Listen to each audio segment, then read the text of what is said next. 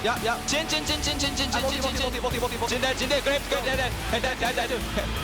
We can, just go mid. Very back and forth. We are going to see one hell of a series here coming in for the rematch, but it will be Cloud9 taking the 2-0 in the end over FlyQuest. Welcome, ladies and gentlemen, North American LCS Tonight. I am Freak, joined by Azael and Kobe, and we're going to talk about this week's NA LCS games tonight. We had 2 weeks. We had a week off. Yeah, it's time. It's happening. So, what do you guys think? Just very quick hits. What stood out to you this week? I think Cloud9, TSM, they stood out. Probably to everyone. Return to form. I think TSM is looking better than ever, and to me, is probably looking like the best team in the league right now. What stood out? Mordekaiser stood out. That's what stood out. Yeah, Mordekaiser Blitzcrank bottom lane. FlyQuest brought that one out and had success on it. So I'd like to see more of these surprise picks actually find success. Because when you do a surprise pick like the Shaco, nobody's happy after that. Zach worked. We had Ari look good. We actually had a lot of flavor picks looking pretty good this week. I'm enjoying the meta. It was pretty spicy. I like that Hanser stood out as an amazing top laner this week, more so than before. Really, really big. Let's check out the standings, though. For those who don't remember where the teams are stacked up, you guys, some of you said that TSM might be the best team in the league right now. C9 does own the tiebreaker thanks to game record, but C9 TSM at the very top. You can see that FlyQuest and Phoenix 1 not too far behind, but look at this kind of gap. 7, 6, 5, 4, and 3 wins between 3rd and 10th place. Like, there is some real close sort of stuff right here. Envy moved up with their win. They own the head-to-head over Liquid thanks to their 2-0 match record, so they're up to 9th right now. But again, a lot of these teams are in striking distance of playoff spots. And Azael, you've been talking kind of off camera about the fact that this league feels a lot closer than before. It really does. It just feels like it's kind of going top to bottom, everyone moving towards the middle. And it's pretty exciting for the most part. I mean, when you look 3rd to really even like 8th, a lot of these teams could be in the playoffs or still could fall out. So it feels like it's anyone's game. I feel like we even came, that's saying something, because we came into this season thinking, oh yeah, LCS is, the top teams lost a lot of their key players. Immortals lost all their all-stars. Double If took TSM, a break, right? Yeah. A lot of the top end got squished down, and then a lot of the bottom end also made some good improvements, pickups, namely like Phoenix 1 is a great example with their imports. And so already coming into this season, I was already thinking it's like this. And now Azael's like, it's just a sandwich. I gotta say, though, where some of the teams are, even though it is pretty close, is surprising. I mean, TL, 10th place. Yeah. Dignitas, not nearly as hot as FlyQuest. In 3rd? A lot of these teams are in different places, but it still feels like it could go any way. Yeah, absolutely. So let's talk about Liquid overall. They won against Immortals, right? Mid Piglet came in. They played all 6 games. They went 2-1 on both these records. Yeah, Midlit went pretty well for himself, and then they beat Immortals, right? This first series, he was actually smashing. He was doing so well. The Ari game was massive. His Cassiopeia was insane. Even in the game 1 loss, his rise was pretty good. So I was coming off this, and I was like, okay, wow, that was actually super impressive, because I had very low expectations for him. I thought it would be a disaster, and I thought it was most of the games were going to look like Game 3 that he played today, where he was getting blasted. Yeah, I was trying to talk to people, there's people that know him, people that have been playing with him, and they're like, oh yeah, well, he's actually a pretty good mid laner, but obviously he's switching over roles. You're not going to have a deep champion pool. He'll probably only that's play what I heard. 6 champions, 6 level, games. but then boom, he just plays a different champion almost every game. People told me he could only play Ryze and Zed. I was like, okay, game 1, he plays Ryze. All right, everything's on track. And then I'm like, what is this? Got Cassio, got Ari, got Vladimir, got some. And to be fair, his Orianna game looked real bad. Oh yeah. Like in one of those games, he got straight blasted by Frog, and they lost to Echo Fox. That was actually pretty brutal. He stopped being useful, and I mean, Liquid overall, Youngbin still looks really bad, and like that's a problem. Yeah, it's a huge problem. And it's the other part of that. Oh, what did Team Liquid doing? Switching Piglet over to mid. Yeah, the switch over to mid didn't look so bad. Like the switch over to mid seemed fine. It's the replacement AD carry doesn't seem fine. And the big scary part for me is he has not yet faced the best bot lanes in the league, right? Yeah. He's getting absolutely trashed by Cody Sun, down like 100 CS at the end of a lot of these games and stuff. Cody Sun and Keith. Yeah, what happens when he goes up against the C9 bot lane, the CLG bot lane? Like, do they just lose their inhibitor at like 8 minutes or something? I mean, where are you going? Lane swaps. You're talking about this, huh? Maybe everybody... We're just going to applaud. Yeah, all right, let's move on to teams who did do very well, though. TSM, honestly, looking pretty good. 2-0 over CLG, really 2-0 over Team Dignitas. Hanser might be the best top player in the league. TSM might be the best team in the league. They look great. I mean, Hanser has so much confidence this year, it feels like. Just even listening to his interviews, he feels like a different player than last year. He's talking about not only does he want to be the best, he thinks he is the best. A lot of these other guys, he's talking about someday, oh, he's not that good, he's overhyped. Like, and he's actually backing it up, right? His Rumble game today was insane. We all know he has the tanks. But he's giving some good carry performances. The tank stuff is hilarious, by the way. CLG all week tweeting him, oh, can't wait to play TSM and see what exciting tank picks they come out with. That is Rumble like hard carries against Team Dignitas. Hanser has like 9 kills at this point. He's 2-1. He's already got 9 kills. Honestly, though, even on top of his play, which has been good, the stuff that he's talking about, the internal fixes for the team, have been the most impressive thing to me. Because when the season first started and TSM was stumbling, everyone was like, okay, it's clear, they're missing double lift. They're missing that extra voice. Bjergsen was even pretty vocal about, you're trying to work through how shot calling is going to work now, information flow, trying to decide what to do. And Hanser said that he really wants to step up in that area. He's been talking a lot more, and he's another leader for this team now. So that's definitely a good thing. Whether or not in the future, people are already speculating whether Double F comes back or not, it will already be an improvement to have Hanser on this level and have this practice as far as shot calling and leadership goes. I mean, Bjergsen, I remember interviewing him earlier in the year, and when they were kind of stumbling, and he was talking about, hey, people need to give us time. We actually have a lot of room to grow, and they had a lot of confidence in that team. And players are usually going to say that, whether it's true or not. But I didn't think we would see this version of TSM look as good as they are right now. I thought that their bot lane wouldn't be as strong, and I didn't see Hanser playing as well as he is in a league with all these Korean imports coming this third year. Yeah, we're talking about who's the best top player in the league. It's like, well, someday. It's like, well, maybe it's Hanser, right? Yeah. Like, and it maybe As probably of, is. as of Definitely right not now, someday. Yeah, as of it's right definitely now, not someday.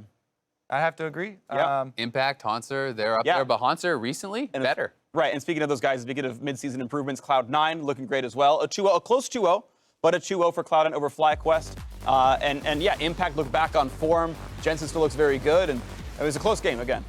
Yeah, I mean, it was definitely a close one.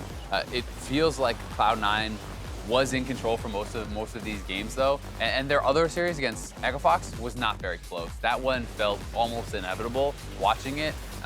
Even when Echo Fox was able to get kills and make their ganks work, it always just felt like C9 was getting more on the rest of the map, and that's kind of what you expect from a very top-tier team, that even when you're losing kills, you're winning in macro. Yeah, and we're talking about, everything we're saying is relative, right? We're talking about, didn't expect TSM to look as good as they are right now, and talking about how good Cloud9 are looking. All teams have made a decent amount of mistakes, but it seems to be pretty clear that these are the two front runners. And the standings reflect that. There's 3 matches ahead with 6 to play. Like, there's almost no chance these aren't 1 and 2. Like, this is almost spoken for, and it's the battle for 4 through 6 and the battle to not go to the scoreboard, they're 1 and 2. Boom. Yeah. TSM actually, I didn't even know this myself, but one of their players tweeted, I think it was Hanser, that they had actually clinched playoffs with their win today. So as long as that is correct, 10 wins, I guess, gets them in. Yeah, they're close to that. I would have to look to be completely certain, but you're right. They're basically, I mean, this is like the preview of the finals, right? Those 2 teams, it seems like it's going to be the case. Maybe FlyQuest P1 upset, but we'll see how it goes. We're going to move on to the OP5. Players who played the best this week. We'll start with the obvious front runners. We're running down the list. Yep, C9 and TSM. I mean, they both went 2-0. Hanser looked incredible. Contract starting to really prove that, look, he's good individually. He's not just on a good team. C9 bot lane, of course, looked great as well. And, usually you'll have this gut reaction of, oh, how can they just be from the 2 top teams? Well, we talk about all the mistakes that we're seeing, and obviously the teams that are getting their victories are having less mistakes. Even these guys that are up there, there are a lot of other names that we could bring up. It's just that these were the cleanest at their positions this week. Yeah, I think there are a number of guys who had some incredible performances this week in the LCS, but then it was like, oh, yeah, I mean, Stixxay. They did well for like 2 games. Series 1, right? Yeah. Oh, he's smashing. His Ezreal performance incredible. Where was he against TSM, right? Can you say he was the best performing AD carry this week? Not really. And then you look at a guy like Dardoch, who had some really high highs on Elise, and then he had some of his lowest lows that I've ever seen. Yeah. And it's tough to give Player of the Week kind of awards to these guys. Yeah, or even like Lyra, right? We had that one Envy game, he's level 2, he goes to gank bot, and pretty much snowballs the entire game out of that. But, it's more than just showing up in those few instances, right? Yeah, and FlyQuest had some moments as well, right? You had like the sweet Altec Lemon bot lane, and then you had their series against C9 where like more could have been done.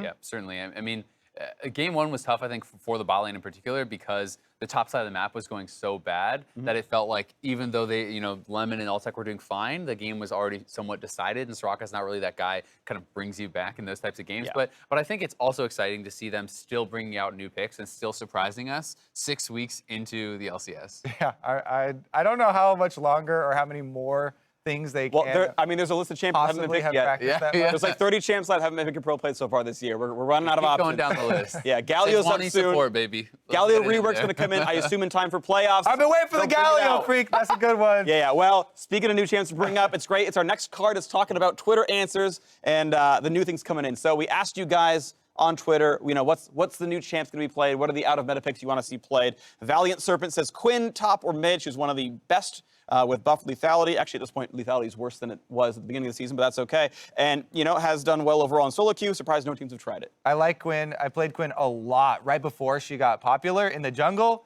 a long time ago. That's what I was going to say, before jungle. Those nerfs came in. Yep. And I'd definitely be excited to see her really come back. But since now, she didn't make an appearance before lethality got nerfed. And now that lethality is getting a little bit touches here and there, I don't think she's going to make an emergence into pro play. I like that pick, though, and I think that you can use it in solo queue. The big thing with Quinn 2 for me is it's so feast or famine. You can absolutely blast lanes on Quinn top. Like, it is so annoying to play against, but you get ganked a couple times, all of a sudden you're pretty worthless. When it comes to team fighting, then you have to really you need hard. a front line, got to find a way in, it takes teamwork, so. Yeah, I think we've seen a lot of teams get baited with having no tanks, which, speaking of, we got some tanks in the hopeful next one. Jordan Davis says, bring back the Urgot, baby. Keen, where you at? Come on. Tank? What? Do you not play Frozen Heart on him? I mean, I don't think anymore. I don't think you qualify him as a tank, but. I will. Okay. He's got damage reduction and a shield. It's good enough for me. Regardless, he has popped up a surprising number of times in professional play, at all-star games, and Urgot finds a way. Urgot finds a way. Urgot finds a way. I feel like if there was any time for him to come out, it was with all the Zed hype. We used to see him as that kind of assassin counter pick, even against Zed. It actually worked pretty well because you could build early armor, and with the ultimate buff being % damage reduction, that's pretty strong. You have the shield. Hey man, we could have seen it. It hasn't popped out yet. As a marksman, I don't see it. As a top lane, it kind of works in solo queue. Same reason you see some of the marksmen, but not in pro. Yeah. All right, fair enough. We're going to move on to one more. Last one. Let's go. It's going to be the best one, I promise. JW94, I can't read numbers, says Darius because dunks on dunks on dunks also. He's a pretty decent bruiser top and my main. We saw him this year. He was played in LPL and he was used as a counter to Camille. And he smashed Camille with a lot of help from the Camille player, if I do remember. But he was in there. And I still think he absolutely blasts tanks, but it's like, I don't know. Once again, these kind of picks, all of them have the same kind of theme. We have to play so aggressively and really bully your lane. And you have to play in such a way that you're so easy to gank. And in competitive play, people work too well together. It's like, great, you warded. Well, you got lane ganked anyway, so it doesn't really matter. But, I mean, in solo queue and stuff, you're playing this against like a Maokai or something. The Maokai essentially just wants to leave the game. Like, that is impossible lane. Yeah, and I mean, we're seeing a game now where like Camille's left up pretty regularly to be picked. Teams are playing that champion. You're seeing a lot of Renekton and Rumble and like these squishy enough melee champions that could be killed. But you're right, it's risky to play. Maybe we see it come out. We saw him at Worlds a couple years ago. But I'm going to ask you guys what you guys want to see. Kobe, start with you. What do I want to see? I want to see Shaco again. Shaco again. The first time didn't count. Number 2. I didn't like the first time. Do it again. That was Faco. We got the real one coming. Yeah, exactly. I wouldn't mind seeing Jax. I actually think Jax is pretty decent. Jungle or top? Ooh, man, anywhere. Let me get him in there. I actually think he's pretty good in jungle. I do too. I've been playing him a fair bit, and his win rate's actually quite high. I know you do count that. I played it a few times. I lost both of them, but I tried. Yeah. Anything that gets high win rate, Freak's like, I'm in there, I'm playing it. Jad is an Ivern one trick, all right? That is the key win rate champion, all right? But seriously, even top lane, I think he's pretty decent. And you want to talk about a split push threat, Jax still does have that. Yeah, and dodge will always get rid of on hits. So like you'll get rid of like Renekton W and Camille Q and things like that. True damage. So if you got the mechanics, you can actually like block a lot of the important damage that goes on other players. I'm still going for Vayne. I think she's my girl. I always want to see her get played. I love that champion. She's super fun. Picking a player mid, who knows? I feel like she's been played already. No? She's played very little. I think Piglet did play her already. When she was OP at like IEM in yeah. Korea, sure, but she's been nerfed since then. She's kind of gone. Yeah, I don't think she's seen like playing like 3 packs or whatever. And that's it for us. We are out of topics. I threw the cards last time. This time, I'm just going to give them gently over to Azael. Thank you. Keep them for safekeeping. Good night, everyone. You're all amazing for watching this, and we will see you for Challenger on Wednesday. You are rude. Challengers on Wednesday. NALCS back on Friday. I don't want to lose an eye. See you guys later.